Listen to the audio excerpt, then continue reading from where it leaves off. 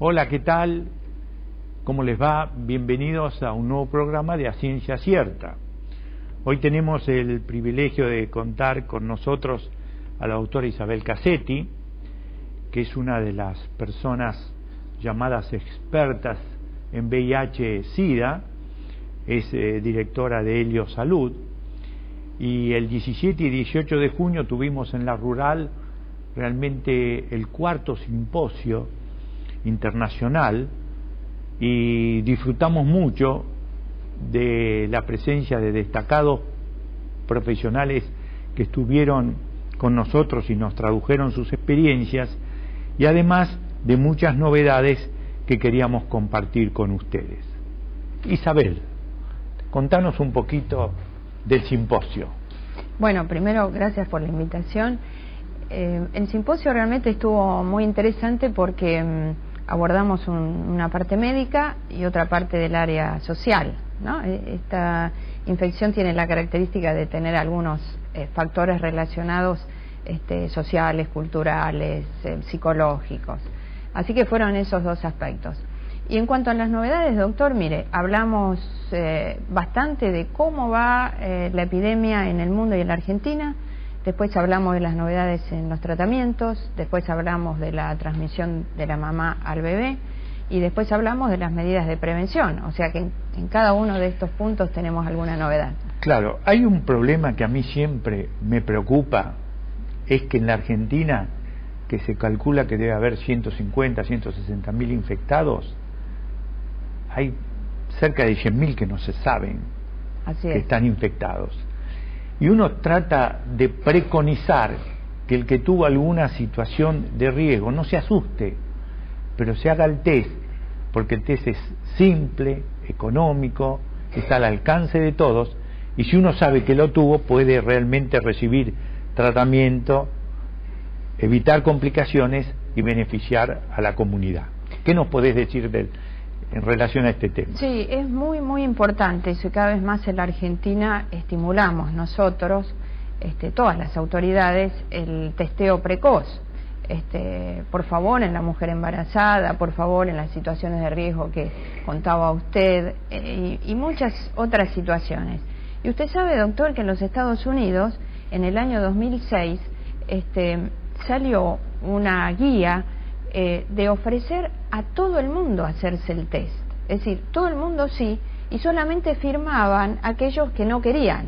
Entonces, eso se llama el opt-out, que quiere decir, una persona va a cualquier lugar a atenderse y entonces le ofrecen el test, y solo firma si no se lo hace.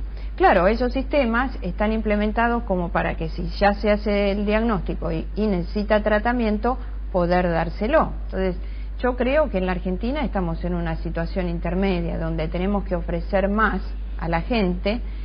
Todavía no podemos quizás a todo el mundo darle el tratamiento, pero sí cada vez ampliar este marco de hacerse precozmente el test.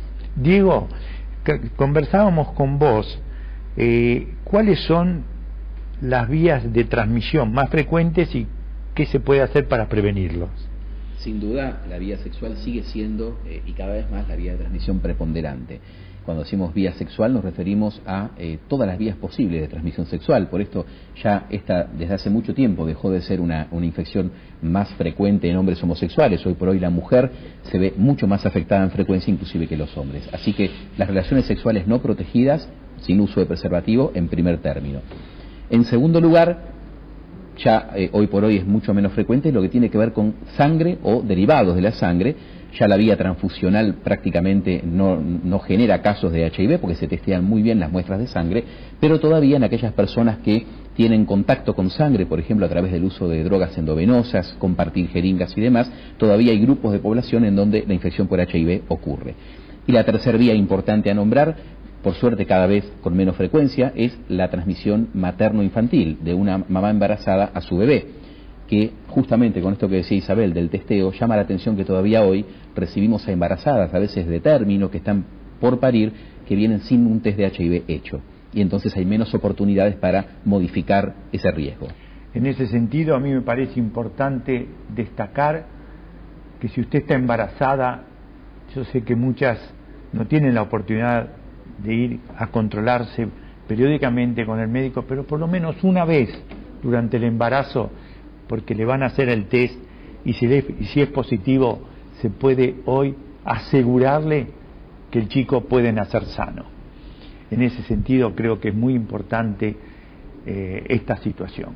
Doctor, quería agregar a lo que comentaban ustedes que nuestras mujeres en la Argentina, el 82% de nuestras mujeres están infectando a través de la vía heterosexual, y esto es lo que señalaba Diego, de la velocidad del crecimiento en los últimos años. Y el otro comentario, doctor, es que en la Argentina se empieza a ver ahora un grupo afectado que antes no se veía, similar a lo que ocurre en otros lugares, los mayores de 50 años. Eso es muy importante. Y eso sí es interesante, no sé qué le parece a ustedes. Me parece muy importante. Pero estamos viendo cada vez con más frecuencia y nos parece que en la mujer, claro, no insiste mucho en que el hombre use el preservativo porque la mujer no tiene la preocupación del embarazo más allá de los 50 años. Y el hombre, con el asunto del advenimiento del Viagra o la pastilla para el sexo. Exactamente, es el sildenafil en realidad.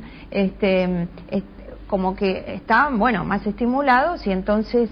tienen relaciones hasta exactamente. Avanzada mucho la edad y como no hay problema del embarazo no se cuidan. Exactamente. Y nos decía en Mar del Plata la doctora de Buter que 15% de las personas infectadas son mayores de 60 años. Bueno, y hay que tener en cuenta que en este grupo la progresión de la enfermedad es más rápida y puede haber un poquito más de mortalidad que en los grupos más jóvenes, o sea que es para tener muy en cuenta, ¿no? Sí.